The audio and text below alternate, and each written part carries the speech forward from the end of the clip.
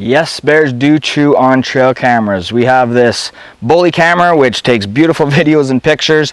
Unfortunately, we had a bear find it the other night and it gave it a little bit of a chew. So it's taken a beating, but it's still working.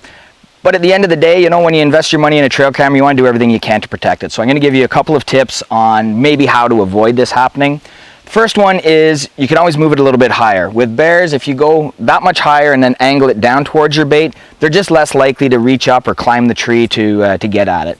When it's at this height, I thought it was high enough, but obviously it's not. It's still within their grasp where they just stand up, they sniff it, they play with it, and then obviously they chew on it.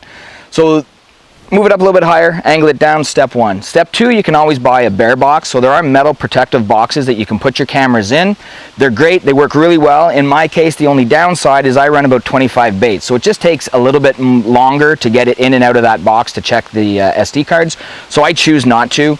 The biggest thing that I do, and I think everybody should do, is really limit the amount of scent that you're putting on the camera. So when I come in and I do my baits, I'm always wearing gloves anytime I'm handling the food or any of the scents. Then when I come to the trail camera, I leave my gloves at the bait site and I come over here and I always use just my bare hands. So I try not to transfer smell and scent from the bait to the camera.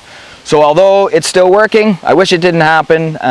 Next time I might mount it a little bit higher with a bit of an angle, or I might even try to pull it a little bit farther away from the bait. If you do like this video and you found it helpful, don't forget to like and subscribe on our YouTube, Facebook, and Instagram, and we will catch you next time. And pull it. Gotta make it fancy, Rob. Of course, nothing but the best, man.